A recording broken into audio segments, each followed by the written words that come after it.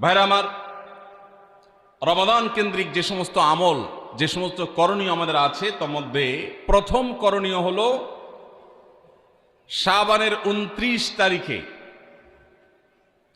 পশ্চিম আকাশে রমজানের চাঁদ তালাশ করা। এটা একটা আমল। কোন দিন চাঁদ তালাশ করবেন? শাবানের 29 তারিখ। এই বছর আমাদের দেশে শাবানের 29 তারিখ কবে হচ্ছে? রোজা কবে থেকে শুরু হচ্ছে? তাহলে 29শে শাবান সন্ধ্যায়, যেদিন থেকে রোজা হওয়ার সম্ভাবনা আছে, সেই দিন সন্ধ্যায় মাগরিবের আগে পশ্চিম আকাশের দিকে চাঁদ অনুসন্ধান করার চেষ্টা করে তাকাবেন। পশ্চিম আকাশে চাঁদ অনুসন্ধান করার জন্য যদি চেষ্টা করেন, একটু খোঁজার চেষ্টা করেন, চাঁদ দেখতে যদি পান তো ভালো। এমনকি যদি চাঁদ দেখতে নাও পান, চাঁদ দেখার চেষ্টা যে করেছেন এর কারণে আপনার আমল নামাতে সওয়াব লেখা হবে, একটা সুন্নত আদায় করার সওয়াব। ভাইরা আমার, আমরা আমাদের ছেলেবেলায়, আমাদের শৈশবে রমজানের আনন্দ আঁচ করতাম পশ্চিম আকাশের চাঁদ দেখে। ঈদের আনন্দের সূচনা এবং শুরুই হতো ঈদের চাঁদ দেখার মধ্য দিয়ে। এমন একটা সময় আমরা এখন এসে পৌঁছেছি যেই সময়ে সবাই চাঁদ তালাশ করে, কিন্তু সেটা আকাশে না, ফেসবুকে। ঠিক না ভাই? ঠিক। চাঁদ কি ফেসবুকে উঠে না আকাশে উঠে? তাহলে সবাই যদি ফেসবুকে চাঁদ তালাশ করেন, আকাশে চাঁদ দেখবে কে? ও ইসলামী ফাউন্ডেশনের হেলাল কমিটি, চাঁদ দেখা কমিটির কিছু মানুষ, তাদের উপরে নির্ভর করে 18-20 কোটি মানুষ তারা ফেসবুকে তাকায় আস। এটা খুবই দুর্ভাগ্যজনক একটা বাস্তবতা। নবী করিম সাল্লাল্লাহু আলাইহি সাল্লামের হাদিসটা আমরা লক্ষ্য করি, তিনি বলেছেন, সোমু লিরুইয়াতিহি ওয়া আফতিরু লিরুইয়াতিহি। তোমরা চাঁদ দেখে সিয়াম সাধনা করবে, চাঁদ দেখে রমাদান উদযাপন করবে, চাঁদ দেখে রমাদানের ইবাদত বন্দেগী করবে, আর চাঁদ দেখে তোমরা ঈদ উদযাপন করবে। চাঁদ দেখে তিনি আমাদেরকে রোজা রাখতে বলেছেন। অতএব চাঁদ দেখতে হবে কি হবে না? ভাইরা আমার, বিলুপ্ত হওয়া মৃত প্রায় সুন্নাহগুলোর মধ্যে থেকে একটা হলো চাঁদ তালাশ করার সুন্নাহ। এটা ফরজে কিফায়া, মুসলিম সমাজের কেউ যদি না করে সবাই গুনাহগার হবে। এটা খুবই রিস্কি একটা বিষয়, দুর্ভাগ্যজনক একটা বিষয় যে 20 কোটি মানুষের রমজান মাত্র মুষ্টিমেয় কয়েকজন মানুষের দেখার উপর নির্ভর করবে। ভাইরা আমার, আমরা পশ্চিম আকাশে চাঁদ দেখার চেষ্টা করব ইনশাআল্লাহ। যদি চাঁদ দেখতে পান আপনি, তাহলে নবী সাল্লাল্লাহু আলাইহি সাল্লামের সেখানে একটা দোয়া পড়বেন, আল্লাহুম্মা আহিল্লাহু আলাইনা বিল ইয়ুমনি ওয়াল ঈমান ওয়াস সালামাতি ওয়াল ইসলাম রব্বি ওয়া রাব্বুকাল্লাহ। চাঁদকে লক্ষ্য করে বলবেন, চাঁদের সাথে কথা বলবেন। চাঁদ আপনার কথা হয়তো বুঝবে না, কিন্তু আল্লাহর এরকম সৃষ্টি যারা আমাদের কথা বুঝতে পায় না, তাদেরকে লক্ষ্য করে কিছু বলার মানে হলো আপনি মূলত আপনার মনের আকুতিকে প্রকাশ করছেন। চাঁদকে লক্ষ্য করে নবী সাল্লাল্লাহু আলাইহি সাল্লাম চাঁদ দেখলে পড়তেন, আল্লাহুম্মা আহিল্লাহু আলাইনা বিল ইয়ুমনি ওয়াল ঈমান। হে আল্লাহ, এই যে চাঁদ আমি দেখতে পাচ্ছি, এই চাঁদের পুরো মাসটাকে যে আমার জন্য বরকত এবং ঈমান দিয়ে পরিপূর্ণ করে দিন। এই চাঁদ পুরো মাস জুড়ে থাকবে, অতএব এই পুরো মাস জুড়ে এই চন্দ্র মাসে আমি আপনার কাছে আমার জীবনে প্রভূত বরকত, কল্যাণ এবং ঈমান আপনার কাছ থেকে চাই। ওয়াস সালামাতি ওয়াল ইসলাম, এবং আমি নিরাপত্তা চাই। এই চাঁদ, এই চন্দ্রমাস আমার জন্য যেন নিরাপদ হয়, এবং ইসলামের সাথে যেন এই মাস আমি অতিবাহিত করতে পারি, ঈমানের সাথে যেন অটল অবিচল থাকতে পারি। রব্বি ওয়া রাব্বুকাল্লাহ, হে চাঁদ, তোমার সৃষ্টিকর্তা, পালনকর্তা আর আমারও পালনকর্তা এক আল্লাহ। ভাইরা আমার, চাঁদ দেখার চেষ্টা করা যাবে তো ইনশাআল্লাহ? সোশ্যাল মিডিয়াতে আপনি চাঁদের খবর খোঁজেন, দোষ নাই, কিন্তু আমরা সবাই যদি সোশ্যাল মিডিয়াতে চলে যাই, পশ্চিম আকাশে চাঁদটা দেখবে কে? দুর্ভাগ্য। মসজিদ মাদ্রাসার ছাত্ররা, ওলামা একরাম, তারাও চাঁদ তালাশ করতে দেখা যায় খুবই কম, খুবই নগণ্য। আল্লাহ তাআলা আমাদের সবাইকে মৃত প্রায় সুন্নাহকে জিন্দা করার তৌফিক দান করুন। এই বছর 29শে রমাদান শুক্রবারে হবে না শনিবারে হবে? কে কে চাঁদ দেখবেন হাত তোলেন। আল্লাহ আমাদের সবাইকে চাঁদ দেখার তৌফিক দান করুন। মৃত সুন্নাহকে জিন্দা করার নিয়তে চাঁদ দেখবেন ইনশাআল্লাহ। আল্লাহ আমাদের সবাইকে আমল করার তৌফিক দান করুন। ভাইরা আমার, তাহলে রমজান কেন্দ্রিক প্রথম আমল পেয়ে গেলাম, প্রথম কর্মসূচি পেয়ে গেলাম, সেটা হলো শাবানের শেষ তারিখে পশ্চিম আকাশে চাঁদ তালাশ করবো ইনশাআল্লাহ। নাম্বার 2, রমজানের দ্বিতীয় আমল, যেটা রমজানের প্রধান আমল মূলত কি সেটা বলেন দেখি। রমজানের প্রধান আমল কি ভাই? রোজা রাখা। মাশাআল্লাহ, উত্তর সঠিক। রমজান মাসের প্রধান আমল হলো রোজা রাখা। রোজা রাখার চাইতে এ মাসের বড় কোনো আমল হতে পারে না। রোজা রাখা রমজানের সুন্নত না মুস্তাহাব? ফরজ।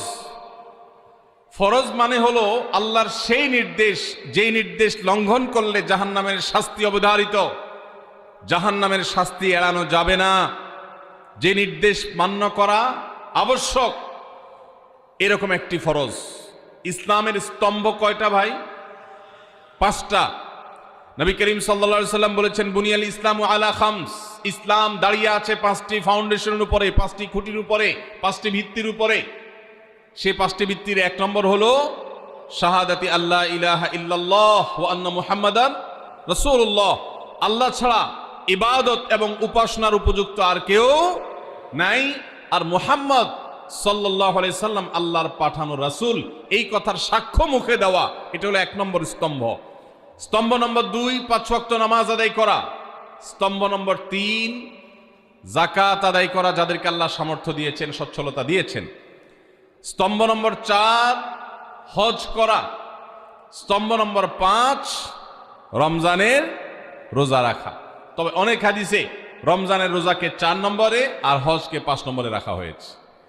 তাহলে রমজান মাসের রোজা রাখা এটা শুধু ফরজ না, মৌলিক ফরজ। নবী করিম সাল্লাল্লাহু আলাইহি সাল্লাম বলেছেন, যদি কেউ জীবনে একটি রোজাও শরিয়া গ্রাহ্য ওজর ছাড়া কেউ যদি ভঙ্গ করে, রোজা না রাখে, রমজানের পরে যদি সে সারা জীবনও রোজা রাখে, দায় মুক্ত হয়তো হয়ে যাবে, সে কাজা আদায় করেছে, কাফারা আদায় করেছে, দায় মুক্ত হয়তো হয়ে যাবে, কিন্তু রমজানের একটা রোজা রেখে আল্লাহর কাছে যে পরিমাণ মর্যাদার অধিকারী হওয়ার কথা, সারা জীবন রোজা রেখেও রমজানের ওই একটা রোজার ক্ষতিপূরণ করা সম্ভব নয়। এই জন্য সবাই রমজান মাসে ফরজ রোজা রাখবো তো ইনশাআল্লাহ। সকল প্রাপ্তবয়স্ক সুস্থ ইমানদারের জন্য রমজানের রোজা রাখা ফরজ। ভাইরা আমার, পৃথিবীতে আজ অনেক বিজ্ঞানী রোজা বা ফাস্টিং এর উপরে গবেষণা করে অনেক বড় বড় পদক, অনেক বড় বড় পুরস্কার জিতেছে। এখন ডাক্তাররাও আমাদেরকে বলে যে একটা সময় আমরা যেন ফাস্টিং করি, একটা সময় আমরা যেন না খেয়ে থাকি, এটা আমাদের স্বাস্থ্যের জন্য ভালো। নবী সাল্লাল্লাহু আলাইহি সাল্লাম সেই 1500 বছর আগে আল্লাহর দেয়া বিধান আমাদেরকে জানিয়েছেন। রমজানে পুরো মাস রোজা, শাবানে মুহররমে বেশি বেশি নফল রোজা, সোমবার বৃহস্পতিবার সাপ্তাহিক রোজা, চাঁদের 13, 14, 15 আইয়ামে বীজের মাসিক রোজা। নিয়মিতভাবে এই রোজা, এই সিয়ামগুলো যদি পালন করি আমরা, তাহলে আল্লাহর সন্তুষ্টি এবং জান্নাত লাভ যেমন হবে, ঠিক একইভাবে আমরা দুনিয়াতে সুস্থ সবল থাকতে পারবো। আমাদের শরীরে অতিরিক্ত যে চর্বি তৈরি হয়, বিশেষ করে আজকের বিশ্ব বাস্তবতায়, এই চর্বিগুলোকে বার্ন করার জন্য রোজার কোনো বিকল্প নাই। যদিও চর্বি বার্নের উদ্দেশ্যে রোজা রাখলে সে রোজা রোজা নয়। আমাদের উদ্দেশ্য হবে আল্লাহর সন্তুষ্টি অর্জন, পাশাপাশি পার্থিব উপকারিতা এমনি পেয়ে যাব। আল্লাহ আমাদের সবাইকে রমজান রোজা রাখার তৌফিক দান করুন। ভাইরা আমার, নবী করিম সাল্লাল্লাহু আলাইহি ওয়াসাল্লাম তিনি বলেছেন, যে ব্যক্তি রমজানে ঈমান এবং ইখলাসের সাথে আল্লাহকে খুশি করবার জন্য রমজান রোজা রাখবে, আল্লাহ তার পূর্বের সমস্ত গুনাহ মাফ করে দিবেন। অনেক যুবক আছেন গ্যাস্ট্রিকের অজুহাতে, অনেকে আছেন প্লাস্টিকের অজুহাতে রোজা রাখেন না।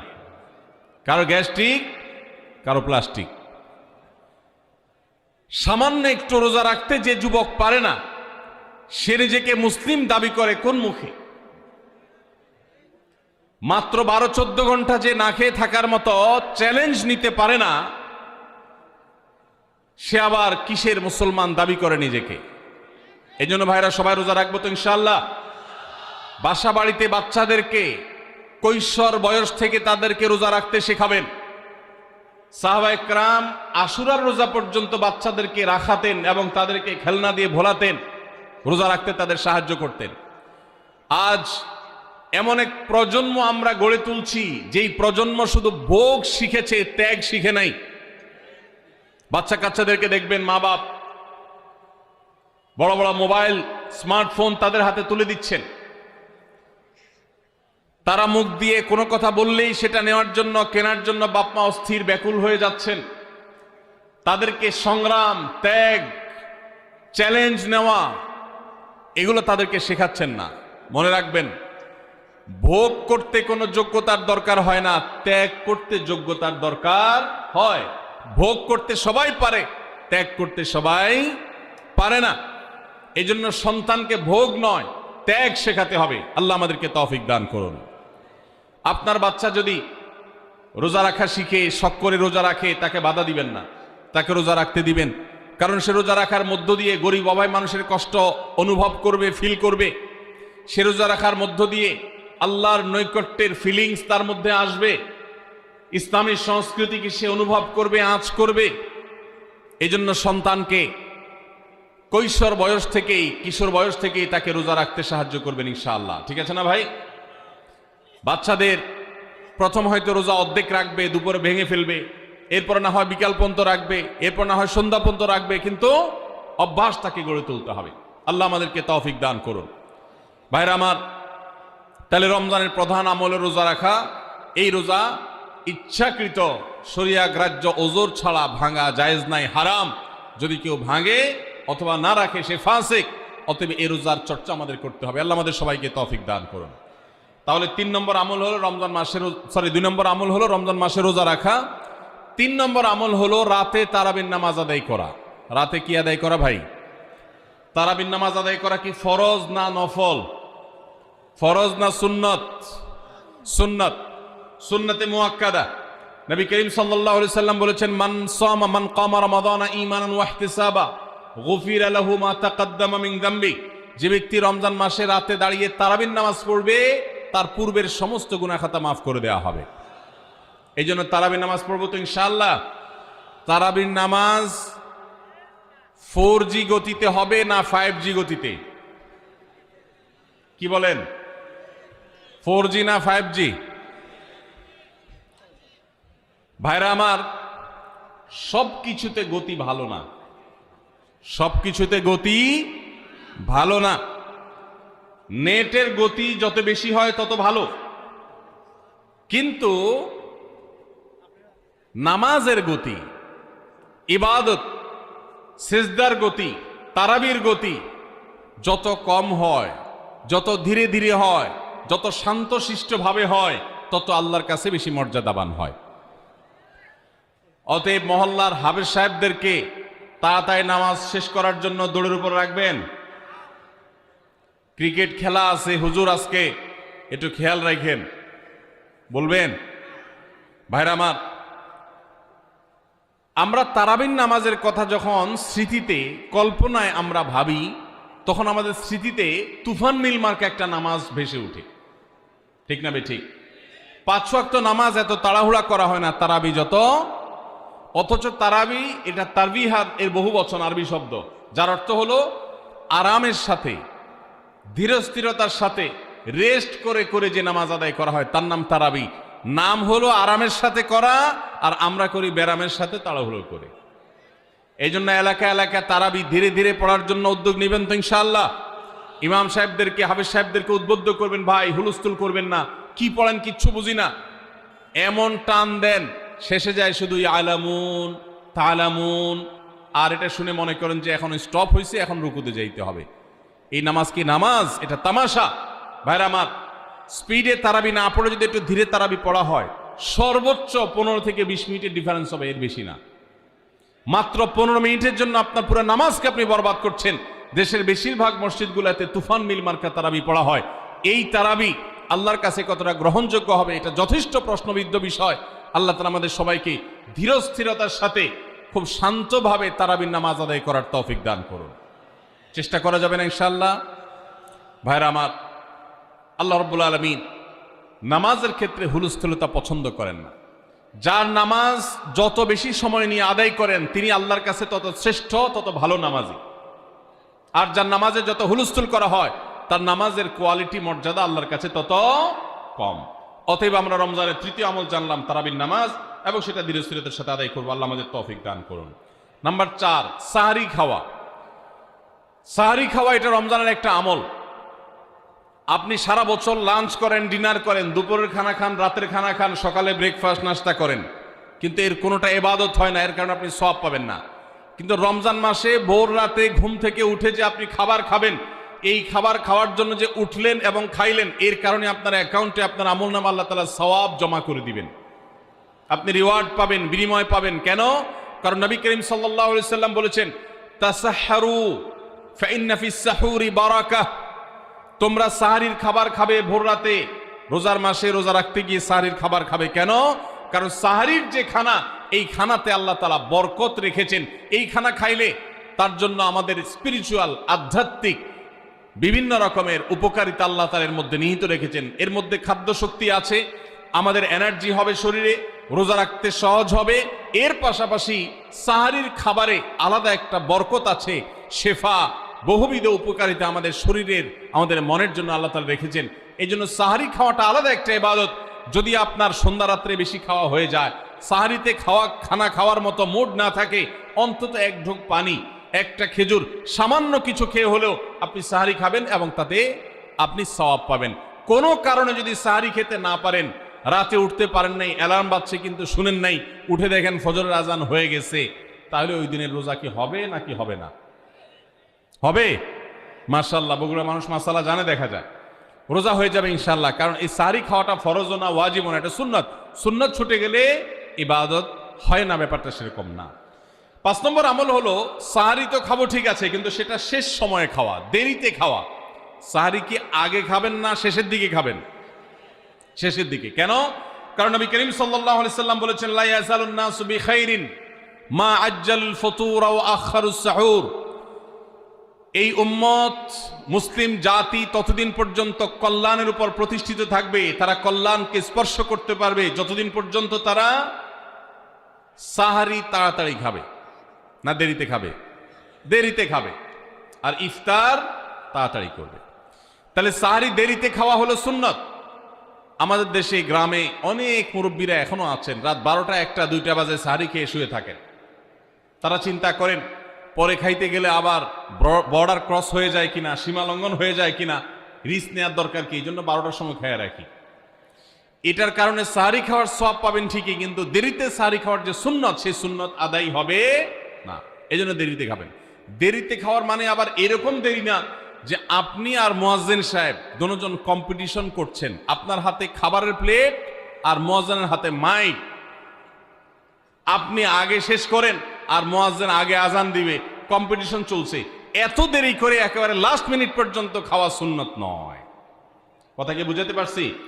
কয়েক মিনিটের গ্যাপ রেখে তারপরে খাবার শেষ করবেন। কারণ নবী করিম সাল্লাল্লাহু আলাইহি সাল্লাম সাহরি খেয়ে শেষ করে ফজর নামাজ শুরু করতেন, এর মধ্যে 50টা আয়াত পড়ার মতো গ্যাপ রাখতেন, অর্থাৎ প্রায় 10 মিনিটের মতো একটা গ্যাপ থাকতো।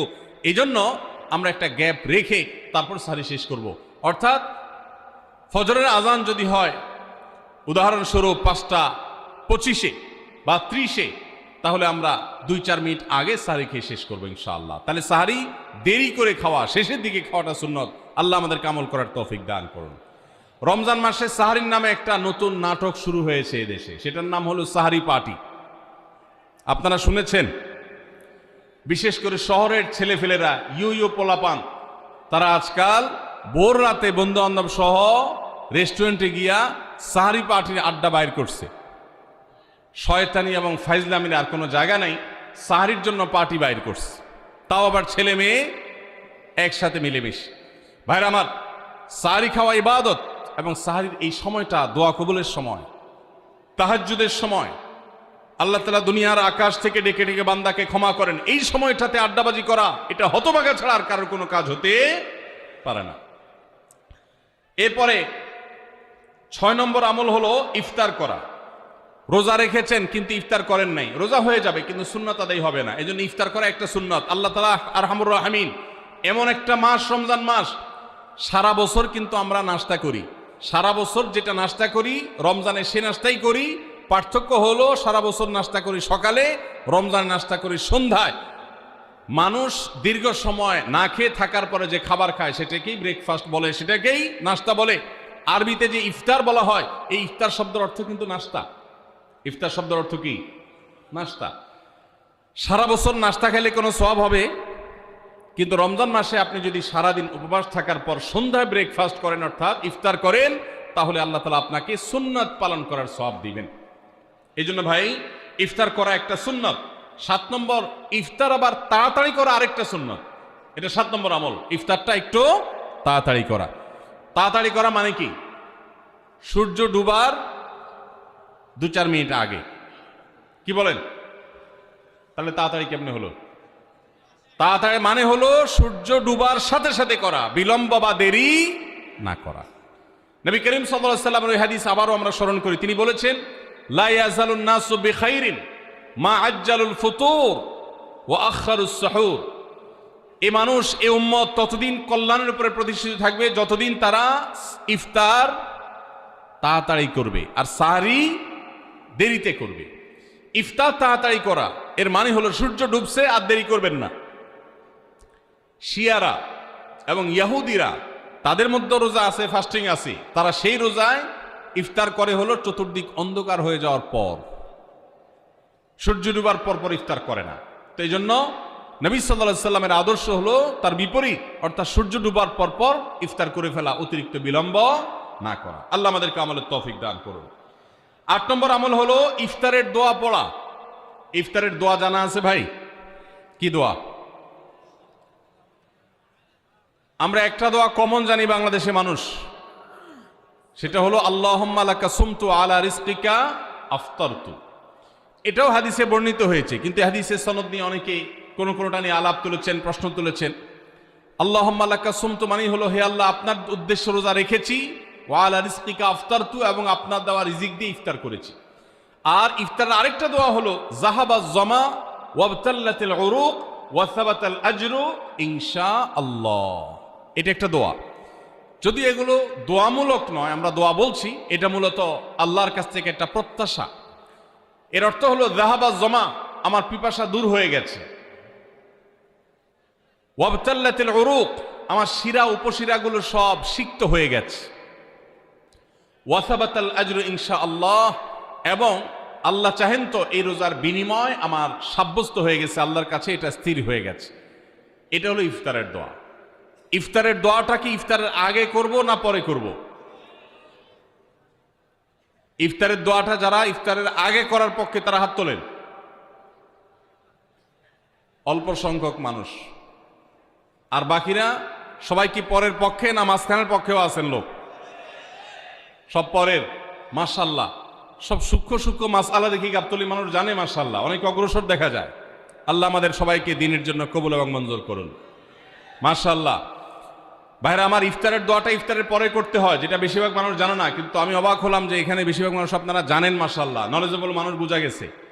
ইফতারের দোয়ার অর্থের দিকে তাকালেই তো বোঝা যায় এটা আগে না পরে। দোয়ার অর্থের মধ্যে তাকালে আমরা দেখতে পাচ্ছি যে আল্লাহ শিরা উপশিরা সিক্ত হয়ে গেছে, পিপাসা দূর হয়ে গেছে, এগুলো তো ইফতারের পরেই হয়। অবশ্য আমি অর্থ আগে বলে দিছি, সেটা দেখে হয়তো আপনারা অনেকে বুঝে ফেলছেন। মাশাআল্লাহ। তো যাই হোক, ইফতারের শুরুতে বিসমিল্লাহ বলে ইফতার করব, আর শেষে এই দোয়া পড়বো। আল্লাহ আমাদেরকে আমলের তৌফিক দান করুন।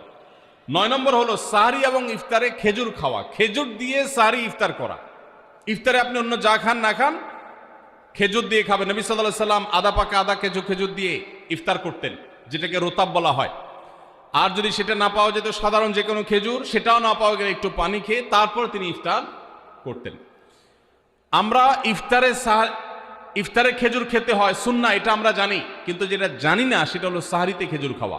ভোর রাতে সাহরিতে খেজুর খাওয়া সুন্নত। এটা আগে কে কে জানতেন? হাত তোলেন। আগে জানতেন? মাশাআল্লাহ, হাত নামান। গত বছর রমজানে সাহরিতে ভাত তরকারি যাই খাইছেন না খাইছেন, একটা হলো খেজুর খাইছেন, কারা কারা হাত তোলেন? মাশাআল্লাহ। এদিকে সব আমল করা মানুষ, মাশাআল্লাহ। তাহলে তার ওয়াজ টোয়াজের কোনো দরকার নাই। এত নলেজেবল মানুষ, এত আমলদার মানুষ যদি এলাকায় থাকে, তাহলে ওয়াজের দরকারটা কি? আল্লাহ আমাদের সবাইকে আমলের তৌফিক দান করুন। ভাইরা আমার, ইফতারে খেজুর খাওয়া যেমন সুন্নাত, সাহরিতেও খেজুর খাওয়া সুন্নাত, কিন্তু খেজুর খাওয়া কোনো ফরজ ওয়াজিব না। খেজুরের দাম বেশি হয়ে গেছে, আপনি কিনতে অপারক, যদি একটা খেজুরও পুরো রমজানে না খান, আপনার রোজার কোনো অসুবিধা হবে। তবে নবী সাল্লাল্লাহু আলাইহি ওয়াসাল্লাম যেহেতু ইফতার এবং সাহরিতে খেজুর খেতেন, আর খেজুরে প্রচুর পরিমাণ সুগার আছে, উপকারী, যেটা মানুষের স্বাস্থ্যের জন্য উপকারী, প্রচুর পরিমাণ এনার্জি আছে, খাদ্য শক্তি আছে, সারাদিন রোজা রেখে আমাদের যে সুগারের ঘাটতি হয় সেটা পূরণ করার জন্য সহায়ক হয়। এই জন্য সাহরি এবং ইফতারে খেজুর খাওয়া এমনিতেও উপকারী। আর নবী সাল্লাল্লাহু আলাইহি ওয়াসাল্লামের সুন্নাত, তিনি বলেছেন, নি'মা সাহুরুল মুমিনি আত-তামার, ইমানদারের সাহারির আইটেমের মধ্যে সবচেয়ে বেস্ট উত্তম হলো খেজুর। এই জন্য অন্য যাই খান না খান, একটু হলো, এক পিস হলো খেজুর খাবেন, ইনশাআল্লাহ সুন্নাত আদায় করার নিয়তে খেলে এই খেজুর সুন্নাতটা আদায় হয়ে যাবে, আল্লাহ তাআলা তা চাহেন তো। তাহলে 9 নম্বর আমল পেলাম হলো সাহরি এবং ইফতারিতে খেজুর খাওয়া। 10 নম্বর আমল হলো সকল প্রকার পাপাচার বর্জন করা, গুনাহের কাজ থেকে বিরত থাকা। এইটা হলো রমজান মাসের দ্বিতীয় সর্বোচ্চ গুরুত্বপূর্ণ আমল। সিরিয়ালে আমরা 10 নম্বরে বলেছি, কিন্তু 27টা রমজানের স্পেশাল আমলের মধ্যে সবচেয়ে গুরুত্বপূর্ণ আমল হলো রোজা রাখা, আর দ্বিতীয় সর্বোচ্চ গুরুত্বপূর্ণ আমল হলো সব ধরনের পাপাচার বর্জন করা, গুনাহের কাজ ত্যাগ করা। যদি কেউ রমজানে রোজা রাখে, আবার চোখ দিয়ে হারাম জিনিস মোবাইলে দেখে, স্ক্রিনে দেখে, পত্রিকার পাতায় দেখে, অফলাইনে দেখে, পরনারীর দিকে তাকায় থাকে, সে যদি কান দিয়ে হারাম জিনিস শুনে, গান বাদ্য, এই সমস্ত কিছু সে যদি উপভোগ করে, তাহলে তার এই রোজা আর উপোস থাকার মধ্যে কোনো পার্থক্য। মনে রাখবেন, রোজা শুধু পেটের হয় না, রোজা চোখের হয়, রোজা কানের হয়, রোজা হাতের হয়, রোজা মুখের হয়, রোজা শরীরের প্রত্যেকটা অঙ্গ প্রত্যঙ্গের হয়। একজন মানুষ যখন তার পুরো শরীরের রোজা করে, সে যখন সকল অঙ্গ প্রত্যঙ্গ দিয়ে আল্লাহর আনুগত্য করে, আল্লাহর নাফরমানি থেকে বেরিয়ে আসে, তখন সে সত্যিকারের রোজাদার হয়। আর যে শুধুমাত্র দিনের বেলায় পানাহার বর্জন করে, যৌনাচার বর্জন করে, আর সমস্ত পাপাচার অপকর্ম সে যথারীতি অন্য সময়ের মতো রমজান মাসেও করে, এই রোজাদার পেটের রোজা রেখেছে, কিন্তু তার শরীরের অন্য অন্য অঙ্গ প্রত্যঙ্গগুলো আল্লাহর কথা শুনে নাই, সো সেগুলো কিন্তু রোজা রাখে নাই। এই রোজা আল্লাহর কাছে মাকবুল এবং গ্রহণযোগ্য রোজা হতে পারে না। অতএব আমরা রমজান মাসে সব ধরনের গুনাহের কাজ বর্জন করবো তো ইনশাআল্লাহ। প্রিয় ভাইরা আমার, রোজা কিন্তু আমাদের সাথে কথা বলে। রোজার ভাষা আমরা অনেকে জানি না, কি বলে সেটা অনেকে বুঝি না, কিন্তু রোজা আমাদের সাথে কথা বলে। কি কথা? সিয়াম শব্দের অর্থ, আমরা যেটাকে রোজা বলছি সেটা কোরআনের ভাষায় বলা হয় সিয়াম, হাদিসে বলা হয়েছে সেটাকে সওম বা সিয়াম। এই সওম বা সিয়াম একই শব্দ, এর অর্থ হলো বিরত থাকা। এর অর্থ হলো কি ভাই? বিরত থাকা, ব্রেক দিতে জানা। আল্লাহ রাব্বুল আলামিন রোজার মতো ইবাদত দিয়েছেন আমাদেরকে জীবনে ব্রেক দেওয়ার অভ্যাস গড়ে তোলার জন্য। আমরা যেন ব্রেক দিতে শিখি, আমরা যেন থামতে শিখি, আমরা যেন নিজেদেরকে নিয়ন্ত্রণ করতে শিখি। ইসলামের যে বৈশিষ্ট্য, ইসলামের যে বিউটি, ইসলামের যে সৌন্দর্য, সেটা হলো ইসলাম পৃথিবীর মানুষকে আত্মনিয়ন্ত্রণ করবার কথা বলে। আজ ভোগবাদী পৃথিবীর যেদিকে তাকাবেন, চতুর্দিকে দেখতে পাবেন শুধু ভোগের হাতছানি। দুনিয়াটা মস্ত বড়, খাও দাও আর ফুর্তি করো, শুধুমাত্র ফুর্তি ফুর্তি এবং ফুর্তি, ভোগ এবং ভোগ এবং ভোগ। গোটা পৃথিবী আপনাকে ভোগের কথা বলবে, ত্যাগের কথা বলবে না। ইসলাম আপনাকে ত্যাগের কথা বলে। আপনি ঈদ উদযাপন করবেন, ঈদ উল ফিতর, সেখানে পর্যন্ত ইসলাম বলে আগে গরিবের বাসায় ফিতরা পৌঁছাবে, তারপর তুমি ঈদগাহে যাবে, ঈদের আনন্দ করবে। আপনি কোরবানির ঈদে পশু জবাই করে গোশত খাবেন, উৎসব করবেন। ইসলাম বলে ভালো কথা, তুমি উৎসব করবে, তোমাকে উৎসব করতেই দেওয়া হয়েছে, কিন্তু আগে গরিবের বাসায়ও গোশত পাঠাবে ঈদের, সেটা নিশ্চিত করবে, তার পাশাপাশি তুমি ঈদ উদযাপন করবে। আমরা যে রমজানের রোজা রাখি, এই রোজা আমাদেরকে বিরত থাকার কথা বলে। সেই বিরত থাকাটা কি? সেটা হলো আমরা যখন রোজা রাখি, আমাদের পিপাসা হয়, আমাদের ক্ষুধা লাগে, পিপাসা হয়, আবার হাতের সামনে হয়তো পানিও আছে। আমার ক্ষুধা লাগে, হাতের সামনে হয়তো খাবারও আছে, কেউ দেখছেও না, সিসি ক্যামেরাও নেই, বদ্ধ রুমে কক্ষের মধ্যে, কিন্তু আমি রোজাদার। কোন রোজাদার রোজার মধ্যে খায়, পান করে? কেন? কারণ সে জানে আল্লাহ নিষেধ করেছেন। আমরা যখন ইফতার সামনে নিয়ে বসে থাকি সন্ধ্যাবেলায়, ভাইরা আমার, সারা বছর নাস্তা তো আল্লাহ তাআলা কম হোক বেশি হোক সবাইকে করার তৌফিক দেন। আমরা সবাই তো কম বেশি নাস্তা করি সারা বছর। আপনি যদি বুফে গিয়ে 100 আইটেমের নাস্তা দিয়েও আপনি খাবার গ্রহণ করেন, সকালের ব্রেকফাস্ট আপনি খান, ইফতারের সময় মাত্র 2-4টা আইটেম নিয়ে বসে থেকে আজানের জন্য, সূর্য ডুবার জন্য যে অপেক্ষা করেন, ওই অপেক্ষার সময় যে অবর্ণনীয় স্বাদ আর তৃপ্তি পাওয়া যায়, পৃথিবীর সমস্ত খাদ্য গ্রহণের মধ্যেও এই তৃপ্তি বা স্বাদ নাই। নবী সাল্লাল্লাহু আলাইহি ওয়াসাল্লাম সেজন্য বলেছেন, লিসসাইমি ফারহাতান, রোজাদার ব্যক্তিকে দুটি আনন্দ দেওয়া হয়, ফারহাতুন ইনদা ফিতরি ওয়া ফারহাতুন ইনদা লিকাই রাব্বি। একটা আনন্দ হলো ইফতারের সময়, অবর্ণনীয়, ভাষায় প্রকাশ করবার অযোগ্য। কি ভালো লাগা কাজ করে ইফতারের জন্য আমরা বসে আছি, খাবার সামনে আছে, রকমারি শীতল শরবত সামনে আছে, রকমারি খাবারের পসরা সাজানো আছে টেবিলে, দস্তরখানে, এদিকে পেটে ক্ষুধাও আছে, কিন্তু আমরা মিনিট গুনছি, আমরা সময় দেখছি, ঘড়ির দিকে তাকিয়ে আছি, সূর্য কখন ডুববে। সূর্য ডুবেছে আর সাথে সাথে আমরা ইফতার করছি। এই যে আল্লাহর নির্দেশের অপেক্ষা, ইসলাম রোজার মাধ্যমে আমাদেরকে সেই শিক্ষাটা দিতে চায়। রোজা আমাদের সাথে সেই কথা বলে যে দেখো, তুমি জীবনে বিরত থাকতে শিখো, গোটা পৃথিবী তোমাকে ভোগ শিখাবে, ইসলাম তোমাকে ত্যাগ শিখাবে, ইসলাম তোমাকে কন্ট্রোল করা শিখাবে। আমাদের তরুণদের চরিত্রকে নষ্ট করবার জন্য, তাদেরকে নানাভাবে উস্কানি দেওয়ার জন্য, বিনোদনের নামে, নিউজের নামে, বিজ্ঞাপনের নামে, বিভিন্ন নামে অশ্লীল নানা দৃশ্য, খোলামেলা দৃশ্য তাদের সামনে দেখানো হয়, ভোগের আহ্বান করা হয়।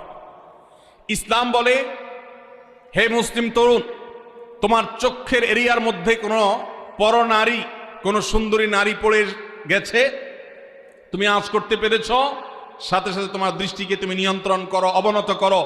কুল্লিল মুমিনিনা ইয়াগুদ্দু মিন আবসারিহিম ওয়া ইয়াহফাযু ফুরুজাহুম।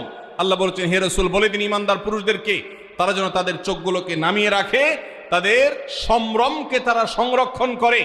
মনে রাখবেন, যা খুশি তা করতে পারা এটা যোগ্যতা নয়। নিজেকে নিয়ন্ত্রণ করলাম, যা খুশি তা করব না, এর নাম হলো যোগ্যতা। ডায়রিয়ার রোগী ডাইরেক্ট হয়ে যায়, যা খুশি যে করে, নিজের মন যেদিকে তাকে নাচায় সেদিকে নাচে, এই লোকটা অসুস্থ মানুষের মতো। আর মুসলিম যুবক, মুসলমান মানুষ, নারী পুরুষ, সে নিজেকে নিয়ন্ত্রণ করে। আল্লাহ এটা হারাম করেছেন, আমার মন চায়, চাইলেই আমি সেটা নিতে পারি, কিন্তু আমি নেব না। আমি একটা জিনিস ধরতে পারি, আল্লাহ হারাম করেছেন, সেজন্য আমি ধরবো না। এই শিক্ষাটা রমজান আমাদেরকে দেয়। অতএব রমজানের সবচেয়ে গুরুত্বপূর্ণ আমল হলো এই 10 নম্বর আমল, সেটা হলো পাপাচার বর্জন করা। নবী সাল্লাল্লাহু আলাইহি সাল্লাম বলেছেন, যে ব্যক্তি রমজানে রোজা রাখলো আর পাপাচার বর্জন করলো না, তাহলে এই রোজা রাখার উপোস থাকার ভিতরে কোনো পার্থক্য নাই। আল্লাহ আমাদের সবাইকে রমজান মাসে রোজা থেকে সকল হারাম, সকল নাজায়েজ কাজ, সকল গুনাহের কাজ ছাড়ার তৌফিক দান করুন, বলুন আমিন। ভাইরা আমার, 11 নম্বর আমল হলো অধিক পরিমাণ দোয়া করা। রমজান মাসে রোজা রেখে আমরা বেশি বেশি দোয়া করব।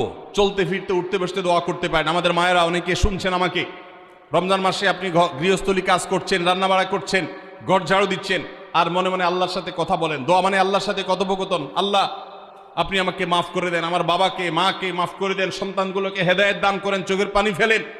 নিয়মতান্ত্রিক দোয়া, বসে বসে হাত তুলে দোয়া করবেন কেবলামুখী হয়ে। আবার চলতে ফিরতে, উঠতে বসতে, এমনকি ওযু নাই সে অবস্থায় দোয়া করবেন। নবী সাল্লাল্লাহু আলাইহি সাল্লাম বলেছেন, 3 ব্যক্তির দোয়া ফিরিয়ে দেওয়া হয় না। কয় ব্যক্তির দোয়া? সালাতুন লা তুরাদ্দু দাওয়াতুহুম, 3 শ্রেণী মানুষের দোয়া ফিরিয়ে দেওয়া হয় না। এর ভিতরে এক শ্রেণী হলেন মাজলুম, কারোর জুলুমের শিকার হয়েছে। এই ব্যক্তি জালেমের বিরুদ্ধে যে তার মনের আকুতি থাকে, বদদোয়া থাকে, আল্লাহ সুবহানাহু ওয়া তাআলা এটা ফিরিয়ে দেন না। এই জন্য পৃথিবীর ইতিহাসের কোন জালিম আপনি দেখাতে পারবেন না যেই জালিমকে আল্লাহ ছেড়ে দিয়েছেন, আল্লাহ ছাড় দিয়েছেন কিন্তু চূড়ান্ত ভাবে ছেড়ে দিয়েছেন, এমন কোন জালিম আপনি দেখাতে পারবেন না। এই জন্য ভাই, কখনো কোন অবস্থাতে কারো প্রতি আমরা জুলুম করব না। আল্লাহ আমাদেরকে সেটা মানার তৌফিক দান করুন।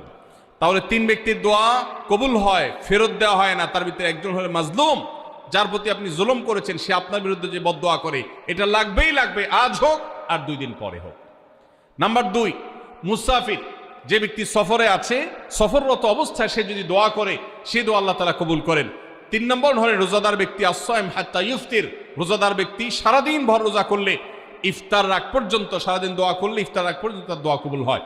এই জন্য রোজা রেখে আমরা বেশি বেশি আল্লাহর কাছে দোয়া করবো ইনশাআল্লাহ। চলতে ফিরতে উঠতে বসতে মনে মনে আল্লাহর সাথে কথা বললেন, চাওয়া দাওয়াকে পেশ করলেন, বাস এইটাই হলো দোয়া। এটা হলো আমাদের রমজান মাসের 11 নম্বর আমল, বেশি বেশি দোয়া করা। 12 নম্বর আমল হলো মিথ্যা এবং কাজ পরিহার করা। রমজানের সকল পাপাচার তো পরিহার করবই, বিশেষভাবে মিথ্যা কথা, মিথ্যা কাজ পরিহার করা। কারণ নবীজি সাল্লাল্লাহু আলাইহি ওয়াসাল্লাম এটার জন্য আলাদা নির্দেশ করেছেন। তিনি বলেছেন, মাল্লাম ইয়াদা কাউলা যুরি ওয়াল আমাল বাবা, যে ব্যক্তি রমজানের রোজা রেখে মিথ্যা কথা, মিথ্যা কাজ ছাড়লো না, তার উপোস থাকায় আল্লাহর কোনো ঠেকা পড়ে নাই। 13 নম্বর আমল হলো অশ্লীলতা এবং বিবাদ, বিতণ্ডা, ঝগড়া, এগুলো পরিহার করা। কারণ নবী করিম সাল্লাল্লাহু আলাইহি ওয়াসাল্লাম তিনি আমাদেরকে রমজান মাসে রোজা রেখে অশ্লীলতা পরিহার করতে বলেছেন। মোবাইলে হারাম জিনিস দেখলেন, টেলিভিশনে হারাম জিনিস দেখলেন, বা কোনো পত্রপত্রিকাতে খারাপ জিনিস, নিষিদ্ধ জিনিস দেখলেন, পরনারীর সৌন্দর্য দেখে আপনি হারাম স্বাদ নেয়ার চেষ্টা করলেন, তাহলে আপনার রোজার অঙ্গহানি হলো, রোজা প্রাণহানি হলো। এই রোজা নয়। এই জন্য এটাকে রমজান মাসে পরিহার করতে হবে, অন্য সময় তো বটেই। এবং সেই সাথে কেউ যদি আপনার সাথে ঝগড়া করতে আসে, নবীজি শিখাই দিয়েছেন, ফালিয়াকুল ইন্নী সায়েম, কেউ রোজা রাখা অবস্থায় ঝগড়া করতে আসলে বলবেন, ভাই আমি রোজাদার, আমি তোমার ঝগড়ার জবাব দিতে পারবো না। তাহলে ঝগড়া পরিহার করার জন্য রমজান মাসে আমরা এক্সারসাইজ করবো। 14 নম্বর, যে কোনো ভালো কাজ, যে কোনো নেক আমল রমজান মাসে বেশি বেশি করবেন। কেন? কারণ রমজানের শুরুতে একজন ঘোষক বলে, ইয়া বাগিয়াল খাইরি আকবিল, হে ভালো কাজ প্রত্যাশী, যে ভালো কাজ করতে চাও, রমজান মাসটাই হলো ভালো কাজের সওয়াব বেশি পাওয়ার। অতএব এই মাসে ভালো কাজ করে, নেক আমল করে, ইবাদত করে, কোরআন তেলাওয়াত, জিকির, আজকার যত রকম আছে এগুলো করে জান্নাতের পথে অগ্রসর হয়ে যাও। 16 নম্বর আমল হলো রোজাদারকে ইফতার করানো, অর্থাৎ নিজে ইফতার করার পাশাপাশি অন্য কোন রোজাদারকে ইফতার করাইলে আল্লাহ তাআলা ওই রোজাদার যে পরিমাণ সওয়াব পাবেন, আপনাকেও সেই পরিমাণ সওয়াব দিবেন ইনশাআল্লাহ। 17 নম্বর আমল হলো বেশি বেশি কোরআনে কারীমের তেলাওয়াত করা। রমজান মাসে আল্লাহ তাআলা আমাদের সবাইকে, 15 নম্বর বাদ গেছে, মাশাআল্লাহ, এত মনোযোগ সহকারে কথা বলছে এবং নোট করছে দেখা যাচ্ছে। তাহলে আমরা আবার পেছনে যাচ্ছি ইনশাআল্লাহ। 15 নম্বর আমল হলো বেশি বেশি ইস্তেগফার করা। বেশি বেশি কি করা? ইস্তেগফার করা, অর্থাৎ ক্ষমা প্রার্থনা করা। কেন ক্ষমা প্রার্থনা বেশি করবেন? কারণ নবী করিম সাল্লাল্লাহু আলাইহি সাল্লাম বলেছেন, ওয়ালিল্লাহি উতাকাউ মিনান নার ওয়া যালিকা ফি কুল্লি লাইলা, রমজানের প্রত্যেক রাতে আল্লাহ তাআলা বহু মানুষকে জাহান্নাম থেকে মুক্ত ঘোষণা করেন। ভাইরা আমার, আমাদের পাপাচারের কারণে জাহান্নামীদের তালিকা নাম উঠে থাকলেও রমজানে আল্লাহ বহু মানুষকে ঠিক দেন যে এই লোককে জান্নাতি ঘোষণা করা হলো, জাহান্নাম থেকে মুক্ত ঘোষণা করা হলো। এই জন্য এই মাসে আল্লাহর কাছে বেশি বেশি মাফ চাইতে হয়, ইস্তেগফার করতে হয়, চোখের পানি ফেলে দোয়া করতে হয় যে আল্লাহ আপনি মাগফিরাত নসিব করেন। এটা হলো 15 নম্বর আমল। 16 নম্বর আমল হলো রোজাদারকে ইফতার করানো। নিজে ইফতার করবেন, পাশাপাশি রোজাদার ব্যক্তিকেও ইফতার করাবেন। নবী সাল্লাল্লাহু আলাইহি সাল্লাম বলেছেন, যদি কোনো ব্যক্তি কোনো রোজাদারকে ইফতার করায়, তাহলে যেই ব্যক্তি তাকে ইফতার করালেন তার রোজার সওয়াব তো সে পাবেই, আপনি ইফতার করায়া সমপরিমাণ সওয়াব লাভ করবেন ইনশাআল্লাহ। অতএব মসজিদে ইফতার দেওয়ার ব্যবস্থা করা যেতে পারে, রাস্তাঘাটে, বিশেষ করে পাবলিক পরিবহনে, এমনকি প্রাইভেট গাড়িতেও সন্ধ্যার সময়, ইফতারের সময় অনেক সময় খাবার থাকে না, তখন আপনি রাস্তায় দাঁড়িয়ে যদি সামান্য একটু খেজুর, সামান্য একটু পানি বিতরণ করতে পারেন, তাহলে সবটা পাওয়া যেতে পারে। আপনার বাসায় আশেপাশে অনেক অভাবী মানুষ আছে, তাদের বাসায় আপনি ইফতার পৌঁছে দিতে পারেন, এর মাধ্যমে রোজাদারকে ইফতার করার সওয়াব পেতে পারেন। 17 নম্বর আমল হলো বেশি বেশি কোরআনে কারীমের তেলাওয়াত করা। কোরআনে কারীমের তেলাওয়াত রমজান মাসে বেশি বেশি করব। কেন? কারণ হলো এই মাসটাই হলো কোরআন নাজিলের মাস। আল্লাহ তাআলা রমজান মাসে কোরআন নাজিল করেছেন। আল্লাহ বলেছেন, শাহরু রমাদান আল্লাযী উনজিলা ফীহিল কুরআন হুদাল লিন-নাসি ওয়া বায়িনাতিন মিনাল হুদা ওয়াল ফুরকান। রমজান মাস এমন মাস যে মাসে আল্লাহ তাআলা কোরআন নাজিল করেছেন, এই জন্য এই মাসে বেশি বেশি কোরআন তেলাওয়াত করতে হবে। নবী করিম সাল্লাল্লাহু আলাইহি ওয়াসাল্লাম বেশি বেশি রমজান মাসে কোরআন তেলাওয়াত করতেন। আমাদের পূর্বসূরি সালাফগণ কেউ কেউ রমজান মাসে অন্য সব আমল কমিয়ে দিয়ে কোরআন তেলাওয়াতটা সবচেয়ে বেশি করতেন। এই জন্য দিনে এবং রাতে বেশি বেশি করে কোরআন শুদ্ধতার সাথে, সৌন্দর্যের সাথে তেলাওয়াত করব, অর্থ সহকারে বুঝে পড়ার চেষ্টাও পাশাপাশি করবো ইনশাআল্লাহ। 18 নম্বর আমল হলো কোরআন পরস্পরকে শোনাশুনি করা, বুঝে পড়া। অর্থাৎ আপনি কোরআন তেলাওয়াত করবেন, আপনার স্ত্রী শুনবে, আপনার মা শুনবে, আপনার বোন শুনবে, আবার তারা তেলাওয়াত করবে, আপনি শুনবেন। আমরা তারাবির নামাজে এক পক্ষীয় তেলাওয়াত শুনি, হাফেজ সাহেব তেলাওয়াত করেন, আমরা শুনি, কিন্তু আমরা তেলাওয়াত করে আরেকজন শুনবে, এটা হয় না। নবী সাল্লাল্লাহু আলাইহি সাল্লাম রমজান মাস আসলে জিবরিল ফেরেশতার সাথে কোরআন শোনাশুনি করতেন। জিবরিল তেলাওয়াত করতেন, নবীজি শুনতেন, আবার আমাদের নবীজি তেলাওয়াত করতেন, জিবরিল শুনতেন। এটা সুন্নাত। এই সুন্নাতটা বিলুপ্ত হয়ে গেছে, এটা নিয়ে চর্চা নাই। এই জন্য আমরা এটা বাসা বাড়িতে নতুন করে জিন্দা করব। আল্লাহ আমাদেরকে তৌফিক দান করুন। 19 নম্বর আমল হলো দান সাদাকা বেশি বেশি করা। নবীজি সাল্লাল্লাহু আলাইহি সাল্লাম এমনিতেই প্রচুর পরিমাণ দান করতেন, কিন্তু রমজান আসলে তার দানশীলতার পরিমাণ আরো বেড়ে যেত। এই জন্য অভাবী, প্রতিবেশী, গরিব দুঃখী সবার ঘরে ঘরে আমরা আমাদের সাধ্য অনুযায়ী দান পৌঁছানোর চেষ্টা করব রমজান উপলক্ষে। এটা রমজানের 19 নম্বর স্পেশাল আমল, বিশেষ আমল। 20 নম্বর রমজানের কর্মসূচি হলো ভোর রাতে দোয়া করা।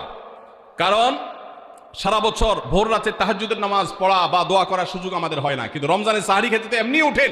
অতএব এই টাইমে দোয়া কবুল হয়। 24 ঘন্টার ভিতরে দোয়া কবুলের সবচেয়ে মোক্ষম সুযোগ, সবচেয়ে আদর্শ সময় হলো এই তাহাজ্জুদের সময়টা। ভাইরা আমার, ঢাকার একটি বড় কোম্পানি, বাংলাদেশের সবচেয়ে বড় শিল্প প্রতিষ্ঠান বললে ভুল হয়তো হবে না, অন্তত এটুকু বলা যায় যে প্রথম 3-4টি বড় প্রতিষ্ঠানের একটি। এরকম একটা প্রতিষ্ঠানের একজন কর্মকর্তা বছর 2-3 আগে আমার সাথে হঠাৎ দেখা। তিনি আমাকে দেখে বেশ আবেগ আপ্লুত হলেন এবং অনেকটা জড়িয়ে ধরলেন এবং বললেন, ভাই, আপনার একটি আলোচনা থেকে আমার জীবনের ভিতরে এমন এক পরিবর্তন আসছে যেটা অকল্পনীয়, অভাবনীয়। তো আমি একটু কৌতূহল হয়ে জানতে চাইলাম কোনটা সেটা। তখন তিনি বললেন, ভাই, আমার জীবনে এমন একটা রোগ হয়েছে, যেই রোগ ট্রিটমেন্ট করার জন্য দেশে বিদেশে বিভিন্ন জায়গায় গিয়েছি, কোনো চিকিৎসা এর আমি পাই নাই। শেষ পর্যন্ত আশাহত হয়ে চাকরি ছেড়ে দিয়ে, শহর ছেড়ে দিয়ে গ্রামে গিয়ে বসবাস করা শুরু করছি এবং মৃত্যুর জন্য অপেক্ষা করছি। এর মধ্যে আপনার একটা আলোচনার ক্লিপ আমার চোখের সামনে আসলো, সোশ্যাল মিডিয়াতে ওটা শুনলাম। সে আলোচনাটা ছিল আল্লাহর কাছ থেকে অসাধ্য সাধন করার সময় হলো ভোর রাত তাহাজ্জুদের সময়। আমি এই আলোচনা পুরোটা শোনার পর ওই রাতেই আমি ঘুম থেকে উঠে ভোর রাতে তাহাজ্জুদ পড়ে আল্লাহর কাছে বুক ভাসিয়ে মন ভরে কাঁদলাম, দোয়া করলাম। ওই ভাই বললেন যে আমি এত দোয়া করলাম, দোয়া করতে করতে দীর্ঘ সময় আমি পরিতৃপ্ত হলাম, আমার দোয়া শেষ হয়ে গেল। এরপর দোয়া করে শেষ করার পর ফজর নামাজের সময় হয়ে গেছে। আমার ফিল হলো, অনুভব হলো যে আমার শরীরে আর কোনো রোগবালাই এখন মনে হয় নাই। এবং তিনি গত 2 দিন আগেও তার সাথে আমি দেখা করলাম ঢাকায়, গতকালকে দেখা করলাম, 2 দিন আগে না, মাত্র 1 দিন আগে দেখা করলাম। তিনি এখন সুস্থ সবল হয়ে আবার তার চাকরিতে ফিরে গিয়ে স্বপদে সমহিমায় আছেন। তিনি এক সহকর্মীকে ডেকে আমার সামনে বলছেন, এই তোমরা বলো তো, আমি আগে শারীরিকভাবে বেশি ফিট ছিলাম নাকি এখন বেশি ফিট? তখন তার সহকর্মী আমার সামনে বলছে, স্যার, আপনি আগে অনেক বেশি রাগারাগি করতেন, আপনি হট মেজাজি ছিলেন, অনেক বেশি অসুস্থ হয়ে যেতেন কিছু হলেই, কিন্তু এখন আপনি সে আগের সময়ের তুলনায় অনেক বেশি সুস্থ এবং ফিট। তিনি বললেন, ভাই, ভোর রাতের দোয়ার প্রভাব এত বেশি, তাহাজ্জুদের সময়ের দোয়া এত গুরুত্বপূর্ণ যে এই এক দোয়া আমার জীবনকে আমূল পরিবর্তন করে দিয়েছে। এই জন্য ভাইরা, রমজান মাসে বিশেষ করে যখন তাহাজ্জুদের সময় সাহরি খেতে যখন উঠবেন, সাহরি খাওয়ার পর 10টা মিনিট সময় হাতে রাখেন, বা সাহরি খাওয়ার আগে 10টা মিনিট আগে উঠে উজু করে 2 রাকাত 4 রাকাত নামাজ পড়ে, বা নামাজ পড়ার সময় না থাকলে অন্তত কেবলামুখী হয়ে 2টা হাত তুলে আল্লাহর কাছে একটু চান। নবীজি সাল্লাল্লাহু আলাইহি সাল্লাম বলেছেন, রাতের শেষ প্রহর যখন হয়, দুনিয়ার আসমানে নেমে এসে আল্লাহ বান্দাদেরকে ডেকে ডেকে তাদের প্রত্যেকটা চাওয়া পূরণ করে দেন। এই জন্য ভাইরা, রমজান মাসে সাহরির সময় দোয়া কবুল হয়। রমজান উপলক্ষে বিশেষ করে এই আমলটা, তো সাহরির সময় আমলটা আমরা দোয়া করার আমলটা করতে পারি। তাহলে 20 নম্বর আমল হলো তাহাজ্জুদের নামাজ এবং ভোর রাতের দোয়া। এটা অন্য সময় করা যায়, কিন্তু রমজানের সুযোগটা বেশি আসে, সেজন্য এটাকে রমজানের স্পেশাল আমলের সময় আমরা উল্লেখ করলাম। আল্লাহ আমাদেরকে সবাইকে তৌফিক দান করুন। সাহরি খেতে উঠলে একটু দোয়া করবো তো ইনশাআল্লাহ, 2-4 মিনিটের জন্য হলে দোয়া করবো, একাকী নির্জনে আল্লাহর কাছে কেবলামুখী হয়ে। এর চেয়ে বড় দুর্ভাগ্যের বিষয় কি আছে যে আল্লাহ চাওয়ার জন্য ডাকছেন আর আমি অবহেলা করে বসে আছি। ভাইরা আমার, 5 ওয়াক্ত নামাজের জন্য মুয়াজ্জিন আপনাকে ডাকে, কিন্তু ভোর রাতে দোয়া কবুলের জন্য স্বয়ং আল্লাহ আপনাকে ডাকেন। অতএব সাহরি খেতে উঠলে ভোর রাতে সাহরির সময় একটু দোয়া করবো তো ইনশাআল্লাহ। 21 নম্বর আমল উমরা করা। যাদেরকে আল্লাহ তৌফিক দিয়েছেন তারা রমজানে উমরা করবেন, কারণ নবী করিম সাল্লাল্লাহু আলাইহি ওয়াসাল্লাম বলেছেন, উমরাতুন ফি রমাদান তা'দিলু হাজ্জা। রমজানে কেউ উমরা করলে একটা হজের সওয়াব পায়। কোন কোন হাদিসে আসছে তা'দিলু হাজ্জাতাম মাই, নবীজির সাথে হজের সওয়াব পাওয়া যায় রমজানে উমরা করলে। আল্লাহ আমাদেরকে যখন তৌফিক দিবে আমরা তখন সেটা করব ইনশাআল্লাহ। ঠিক আছে না? নিয়ত করেন, দোয়া করেন, আল্লাহ একসময় তৌফিক অবশ্যই দিবেন।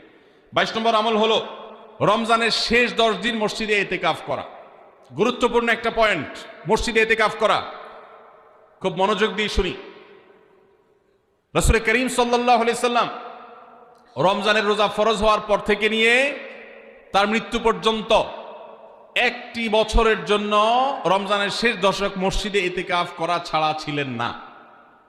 একবার তিনি মসজিদে ইতিকাফে বসেছেন, কিন্তু ইমার্জেন্সি একটা কাজে মসজিদ থেকে তাকে বের হতে হয়েছে। এই জন্য তিনি পরের বছর 20 দিন ইতিকাফ করেছেন। 10 দিন হলো ওই বছরের, আর 10 দিন হলো আগের বছরে যে ইতিকাফ ভেঙে ফেলেছেন সেটার ইতিকাফের কাজা। তার মানে হলো নবীজির জীবনে কখনো ইতিকাফ এক বছর একটা রমজান মাসেও ছাড়েন নাই। এত গুরুত্বপূর্ণ আমল যে রমজানের এই আমলটা তিনি কখনোই ছাড়েন নাই।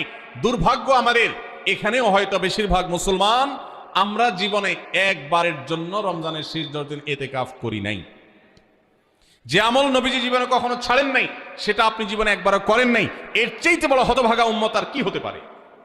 ভাইরা আমার, 3টি আমলের নগদ তৃপ্তি আমি অন্তত অনুভব করি। আমি আমার সে অভিজ্ঞতার আলোকে আপনাদের উদাত্ত আহ্বান করতে চাই, রমজানের শেষ দশকে আপনারা ইতিকাফ করুন। যে 3টি আমলের তৃপ্তি, নগদ স্বাদ, অবর্ণনীয় ভালো লাগা কাজ করে, অন্তর্জগতে প্রশান্তিতে পরিপূর্ণ হয়ে যায়, সেই 3টি ইবাদতের একটি হলো আরাফাতের ময়দানের দোয়া। এটার সাথে কোনো কিছুর কম্পেয়ার হয় না। অবর্ণনীয় তৃপ্তি লাগে আরাফাতের ময়দানে দোয়া করতে। দ্বিতীয় হলো সিজদায় গিয়ে চোখের পানি ফেলে আল্লাহর কাছে দোয়া করতে অসম্ভব ভালো লাগা কাজ করে, ভোর রাতে দোয়াতেও একই স্বাদ পাওয়া যায়। আর 3 নম্বর হলো রমজানের শেষ দশকের ইতিকাফ। ইতিকাফ যে একবার করেছে সে জীবনে বারবার করে, তাকে আর ফেরানো যায় না। এই জন্য ভাইরা, রমজানের শেষ দশকে আমরা আল্লাহর ঘরে বসে গিয়ে ইতিকাফ করার চেষ্টা করবো তো ইনশাআল্লাহ। অনেক এলাকায় বৃদ্ধ মানুষ, বুড়া মানুষ বসায় দেওয়া হয় টাকা পয়সা দিয়ে। যে টাকা নিয়ে ইতিকাফ করে সেও গুনাহগার, আর যারা টাকা নিয়ে ইতিকাফে বসায় তারাও গুনাহগার, কারণ ইবাদত টাকা পয়সা দিয়ে চলবে না। রমজানের শেষ দশক মসজিদে ইতিকাফ করবো তো ইনশাআল্লাহ। আল্লাহ আমাদেরকে তৌফিক দান করুন। যুবক ভাইরা, একটাবার বসে দেখেন, অসম্ভব ভালো লাগা কাজ করে, মনে হয় যে আল্লাহর মেহমান আমি, এই ফিলটা হয়। কারণ আল্লাহর ঘরে এসে বসে আছেন আপনি কারোর কাছে কোনো কিছু চেয়েছেন, চাইতে চাইতে একটা পর্যায়ে তার পাও জড়িয়ে বসে গেলেন, একদম বসে গেলেন, তার ঘরের সামনে বসে পড়লেন। ইতিকাফটা অনেকটা এরকম। রমজানের প্রথম 20 দিন আল্লাহর কাছে হাত দিয়ে দোয়া করলাম, আর শেষ 10 দিন একজন মসজিদে গাঁটি বসকা নিয়ে পড়ে গেলাম। ব্যাপারটা হলো কারো পায়ে ধরে পড়ে যাওয়ার মতো। আশা করা যায় ইতিকাফকারীকে আল্লাহ তাআলা ক্ষমা না করে মসজিদ থেকে ফিরাবেন না। এই জন্য ইতিকাফ করার চেষ্টা করবো তো ইনশাআল্লাহ। আমরা ব্যস্ততার অজুহাত দেই, ভাইরা আমার, যে কোনো মুহূর্তে দুনিয়া থেকে চলে যেতে হতে পারে। এই জন্য এই রমজানে প্ল্যান করেন, যত ব্যস্ত হন না কেন। আমি তো আমার সমস্ত ব্যস্ততাকে এক পাশে ঠেলে রেখে, আল্লাহ আমাকে যখন থেকে তৌফিক দিয়েছেন রমজানের শেষ দশকে ইতিকাফ ছাড়া বাইরে থাকবো এটা চিন্তাও করি না। এই জন্য যুবক ভাইদেরকে বলবো, প্রত্যেকটা মহল্লাতে 2 জন 5 জন 10 জন করে যুবকরা বসেন, কোরআনের গ্রুপ স্টাডি করেন, কোরআনের পাঠচক্র করেন, নিজেরা কোরআন হাদিসের আলোচনা করেন, রোনাজারি এবং দোয়া করেন। 10টা দিন আল্লাহর সাথে কানেক্টেড হওয়ার চেষ্টা করেন। 12 মাস ইবাদত, দাওয়াতের কাজ, ইসলামের কাজ করবেন, ইনশাআল্লাহ সেখানে বরকত পাবেন। রমজানের শেষ দশকে ইতিকাফ করবেন তো ইনশাআল্লাহ। আল্লাহ আমাদের সবাইকে তৌফিক দান করুন। 23 নম্বর আমল হলো শেষ দশকে ইবাদতের মাত্রা বাড়িয়ে দেওয়া। আমরা উল্টাটা করি। আমাদের দেশে রমজানের প্রথম দশকে মসজিদ ফুল হয়ে, বারান্দা ফুল হয়ে, রাস্তায়ও মুসল্লি দাঁড়ায়। আর 10 রমজান চলে গেলে 20 রমজান পর্যন্ত বাহিরের মুসল্লি কমতে কমতে বারান্দার মুসল্লি কমে ভিতরে চলে আসে।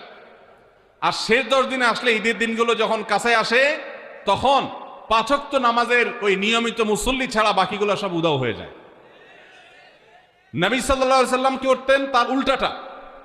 আমাদের আয়েশা বলেছেন, কানা ইয়াজিতাহিদু ফীহি মা লা ইয়াজিতাহিদু ফী গায়রি। আমাদের নবীজি সাল্লাল্লাহু আলাইহি সাল্লাম রমজানের শেষ দশকে ইবাদতের জন্য যত কষ্ট করতেন, যত সাধনা করতেন, অন্য কোন সময় ইবাদতের জন্য এত সাধনা করতেন না। অথচ আমরা দেখা যায় শেষ দশক অবহেলা কাটাই। এই জন্য ভাইরা, শেষ দশকে ইবাদতের পরিমাণ আরো বাড়িয়ে দিতে হবে, আমলের পরিমাণ বাড়িয়ে দিতে হবে। এটাই আল্লাহ তাআলার নির্দেশনা, সেটাই রমজানের শেষ দশকের আমল। 24 নম্বর আমল হলো শেষ দশকে পরিবারকে ঘুম থেকে ডেকে তোলা। এটা আলাদা সুন্নাহ। নবী সাল্লাল্লাহু আলাইহি সাল্লাম রমজানের শেষ দশক হলে কানা ইযা দাখালাল আশর আহইয়া লাইলা ওয়া আইকাযা আহলা। তিনি পরিবারকে ঘুম থেকে ডেকে তুলতেন এবং স্ত্রী সঙ্গ ত্যাগ করতেন। শেষ দশক কোমর বেঁধে ইবাদত করতেন।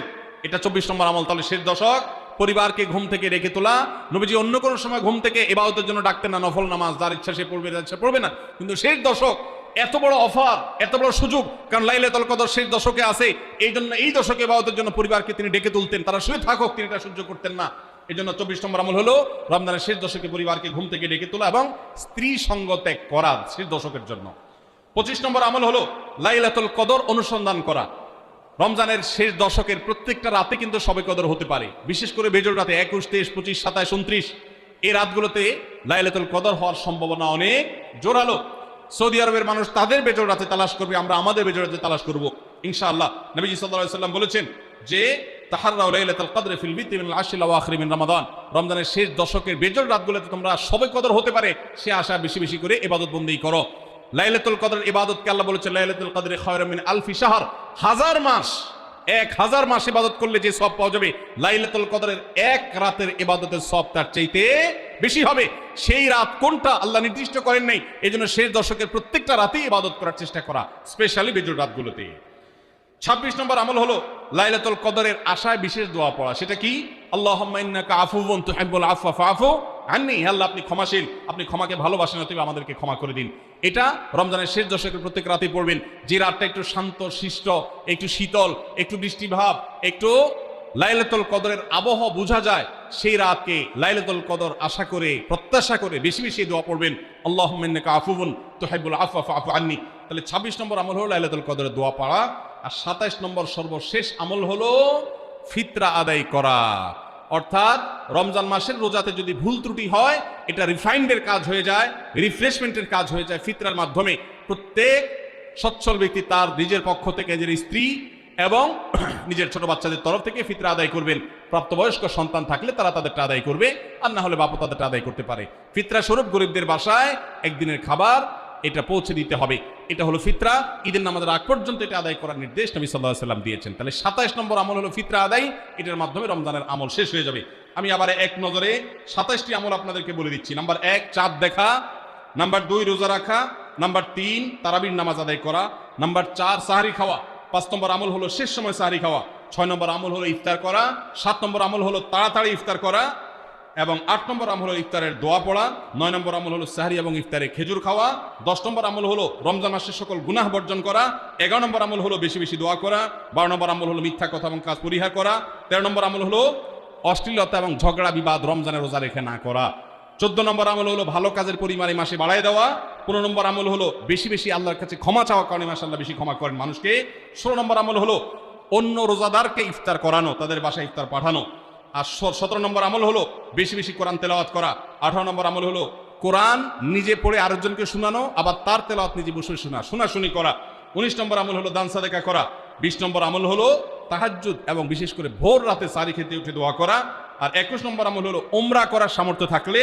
22 নম্বর আমল হলো ইতিকাফ করা শেষ দশকে, 23 নম্বর আমল হলো শেষ দশকের বেজোড় রাতে, শেষ দশকের প্রত্যেকটা রাতে ইবাদতের পরিমাণ বাড়িয়ে দেওয়া এবং বিশেষভাবে রাত্রি জাগরণ করা শেষ দশক, আর 24 নম্বর আমল হলো শেষ দশকে নিজের পরিবারকে ঘুম থেকে ডেকে তোলা, স্ত্রী সঙ্গ ত্যাগ করা, 25 নম্বর আমল হলো লাইলাতুল কদর অনুসন্ধান করা, 26 নম্বর আমল হলো লাইলাতুল কদরের বিশেষ দোয়া পাঠ করা, আর 27 নম্বর আমল হলো ফিতরা দেওয়া। আল্লাহ আমাদের সবাইকে এই 27টা আমল দিয়ে আমাদের রমজান মাসকে সাজাবার তৌফিক দান করুন।